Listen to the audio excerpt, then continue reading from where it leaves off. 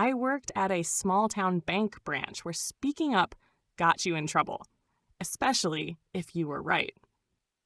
I started working at Crestmark Savings and Loan when I was 21, just a few months out of community college. I didn't have a degree, just a certificate in business tech and a head full of yes ma'ams. I needed a job, and my cousin Layla helped me fix up my resume so it didn't look like I had only ever worked at Chick-fil-A. The bank branch was in Greenville, South Carolina. Not one of those fancy glass buildings, more like a tan brick box next to a vape shop and a dentist's office. I got hired as a teller, then cross-trained for new accounts. That basically meant I did twice the work for not a penny more. I was too polite to complain, too broke to quit. My manager was Miss Langston, Deborah Langston, but she told everyone to call her Deb. She smiled with her teeth, but not her eyes. The kind of woman who wore power suits like armor and spoke in corporate buzzwords like they were gospel. Her favorite phrase was, "Let's not make waves, okay?" Which really meant, shut up and follow my lead. It was early February when things started getting weird. A lady named Mrs. Franklin came in to renew her certificate of deposit. A CD. Nothing unusual. She was maybe 70, always wore a church hat, always brought us banana bread.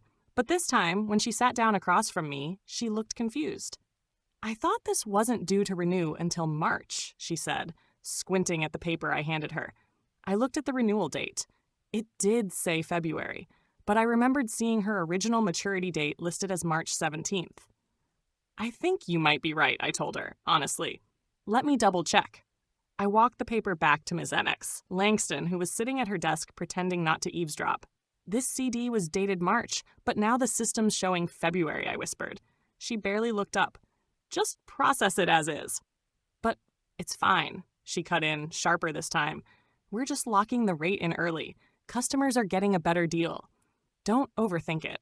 So I walked back and smiled like everything was normal. Mrs. Franklin nodded and signed the paper. But something felt off. Later that day, I checked the customer profile in our system. I couldn't see the original CD documents. They had been archived. That was strange. They were there last week. 2 days later, another customer came in with the same thing. CD maturity date moved up. Documents archived.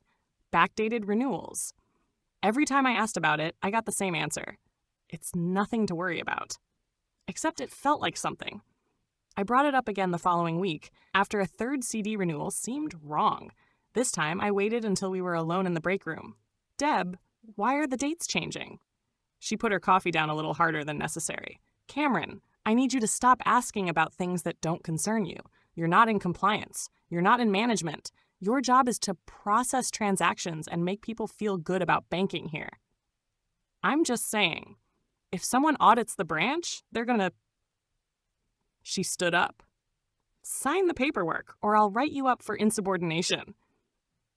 Her voice was so calm, so cold. I didn't even argue. I just nodded and went back to my desk. But I didn't stop thinking. That night, I sat on my bed with my old laptop and typed up everything I'd seen so far. The names of the customers, the date mismatches, the files that went missing from the system. I didn't even know if it would help. I just wanted it written down somewhere that I wasn't imagining this. A week later, I found a printed form in the shred bin that hadn't gone through yet. It was a CD renewal form for a customer who hadn't even come in yet. Her name was Teresa Allen. The paper was dated January 28th, but the system said she didn't sign it until February 6th, meaning someone had manually changed the date back, which was fraud. Not a little mistake. Not a gray area. Not stretching a policy. Straight up financial fraud. I talked to Marcus, the teller who'd been there the longest.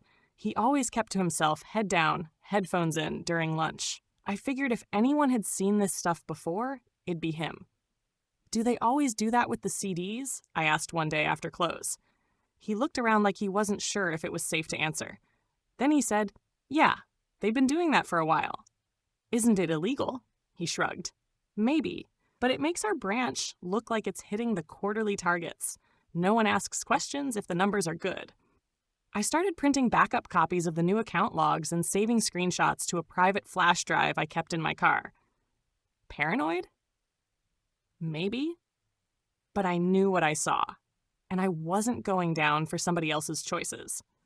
I remembered what Layla, my cousin who used to work in compliance, once told me. If you're ever asked to sign something that feels wrong, write it down, timestamp it, and keep your mouth shut until you have backup. So that's what I did. The next time Deb told me to just process it, I smiled and said, "Of course." I initialed the document like she told me. Then I went home and added another bullet to my file. March 2nd, initialed CD renewal for Theresa Allen. System timestamp and form date do not match. Instructed by manager to proceed. I didn't know what I was building. I just knew one thing. If they wanted me to shut up and sign, I'd do exactly that. And when the time came, I'd show every single receipt. I didn't think I'd become the guy hiding a flash drive in his sock drawer. But here I was. Every night, I updated my little timeline of suspicious activity like it was a diary no one could ever read. CD renewals with changed dates, documents that disappeared from the system, papers I initialed under pressure. All of it. And I only saved screenshots during my lunch break or right before close, when nobody was watching too closely. I kept telling myself I was doing the right thing, but I also knew this wasn't going to end quietly. A week after the Theresa Allen incident, Deb started acting different. She smiled more, asked me about my weekend, complimented my shirt, fake, friendly, I know you know energy. She also started assigning me more of the CD renewals, ones she used to handle herself. And not just that, she stopped letting me sit in on staff meetings. I'd walk into the break room and they'd all go silent, like I'd stepped into a conversation I wasn't supposed to hear. One day, she told Marcus to double-check all my teller transactions from the past week, just for training purposes. Yeah, right. I finally called Layla. She picked up on the third ring. "Cameron?" "Hey," I said. "Got a second?" "You sound like you're standing in a supply closet with a secret." "I'm in the drive-thru vault, actually." "Same thing," she laughed. "What's going on?" I told her everything. The backdated CDs, the pressure to initial stuff, the weird shift in behavior from Deb. Layla got quiet. "Do y'all have a compliance department?" she finally asked. "Yeah, but they're corporate, nobody local." "Okay, then here's what you do. First, stop asking questions out loud. Second, document everything in detail. Third, email it, anonymously, to the whistleblower inbox." I didn't even know we had one. "It's in the fine print of your employee handbook," she said. "They hide it for a reason."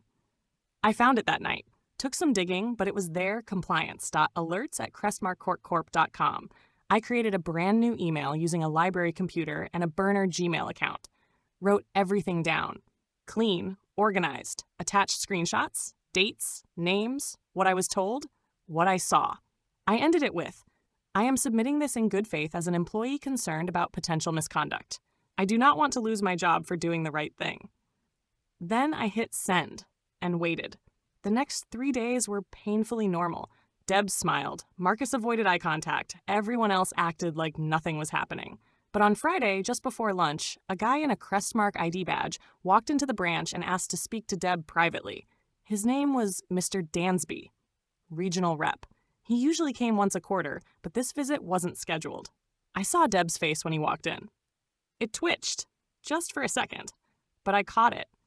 They were in the back office for almost an hour. When she came out, she looked pale, and her voice was suddenly very sweet. "Cameron," she said, "can you do me a favor and run these deposit slips to the business drop?" That was code for, "Get out of the building while I clean something up." I said sure. Took my time getting back. When I walked in again, the air in the branch felt stiff, like the thermostat had been lowered, but nobody mentioned it. Dansby had left. Deb had shut her office door, something she never did. Later that day, Marcus tapped my shoulder while I was filing some forms. "You didn't hear this from me," he muttered, "but somebody asked for system access logs going back 6 months." I blinked. "What?" "Yeah," he whispered. "They're pulling every timestamp on the CD renewals." I kept cool, acted normal, but my heart was racing. They were looking, which meant my email didn't just get tossed in a folder. It was working. But now the real risk began. The next Monday, we had a team meeting. First one in 2 weeks. Deb walked in dressed like she was headed to a job interview. Hair done, red blazer, glossy folder in hand. "Just a few updates," she said with a smile. "We've had some procedural audits come down from corporate, so they'll be reviewing some files over the next month.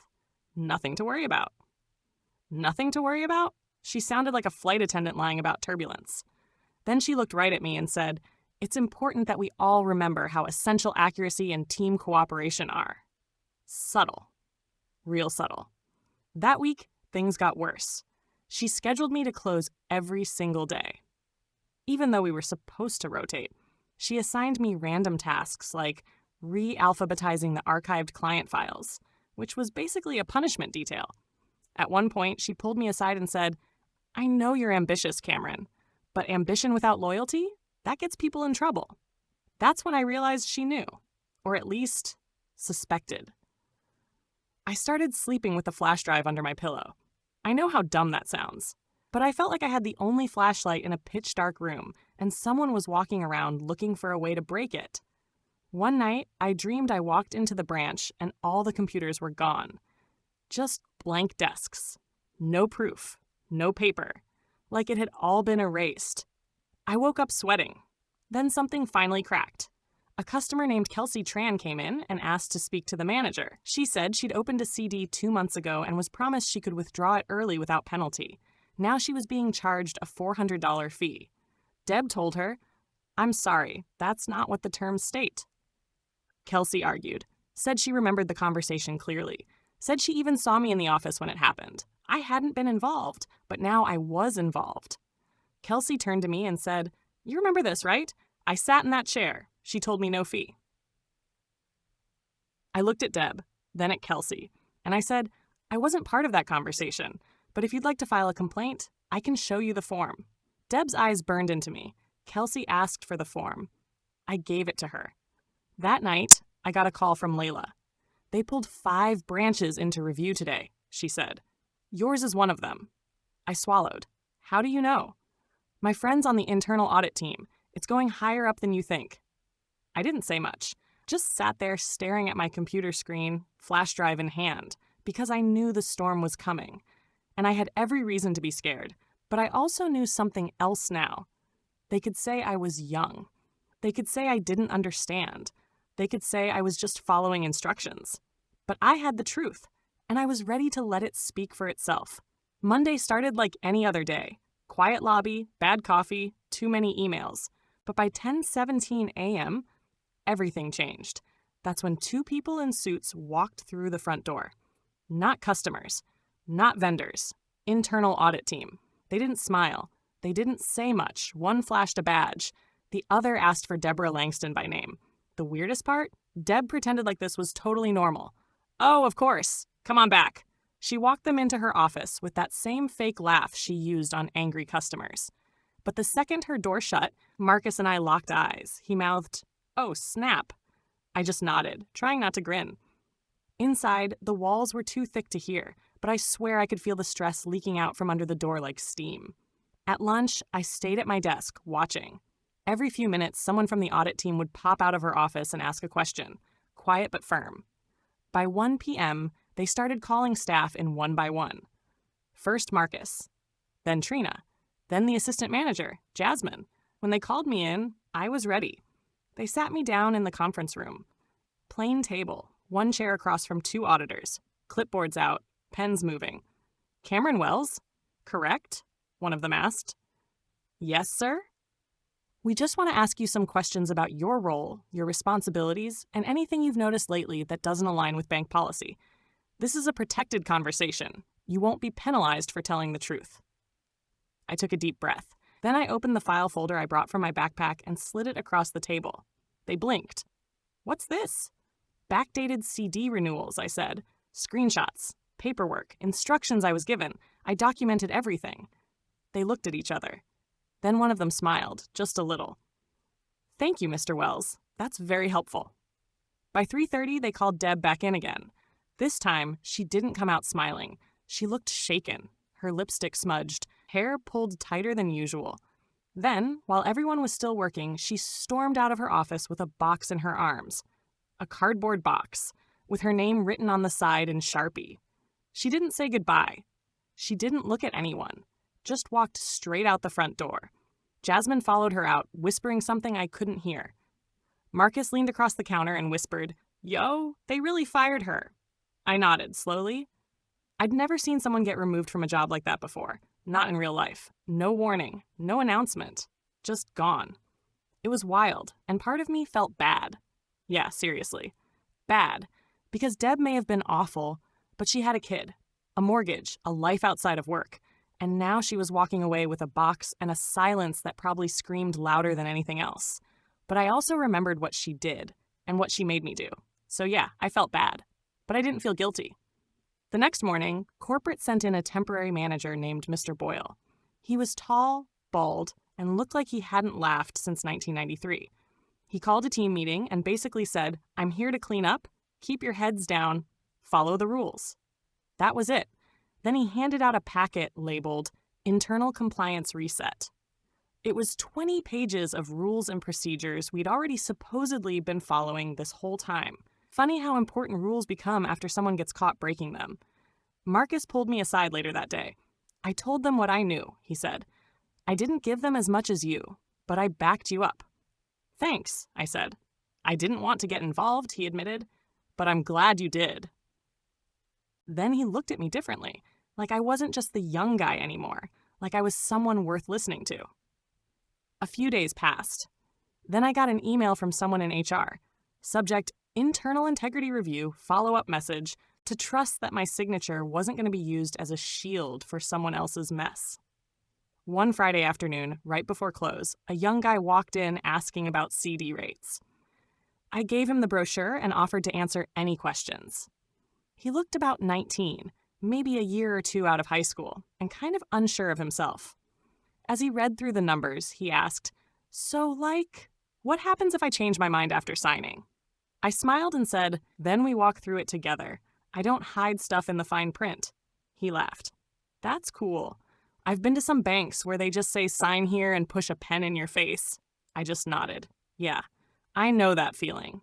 That night, I pulled out the old flash drive from my drawer at home. I hadn't touched it in weeks. I didn't need it anymore. Not for protection, but I kept it, not out of fear, but as proof that even someone quiet, someone low on the ladder, someone with no title, can still bring the whole house down. I never heard from Deb again. Someone said she moved to Georgia. Another said she was on leave pending some legal stuff. I don't know what's true. I don't care to find out. But I do think about what she said to me that day in the break room. Sign it or else. And I did sign. I signed like she told me. Then I reported everything. The truth is, I didn't want revenge. I just wanted someone to see what was happening, to say, "Yeah, that's not okay." And someone finally did. Layla sent me a card in the mail a month after everything went down. No big speech, just a sticky note inside with her handwriting. "Some people fight with fists. Some people fight with silence. You used a clipboard. Proud of you." I stuck that note on the inside of my locker door at work. Every time I hang up my jacket, I see it. Every time I close up for the day, I remember. This wasn't just about bank policy. It was about knowing the difference between being a team player and being a quiet accomplice. And I'm done being quiet. Thank you for listening. If you enjoyed, please like, share, and subscribe for more content. If you want to share your stories, please comment below. Additionally, what is your opinion on the poster's decision?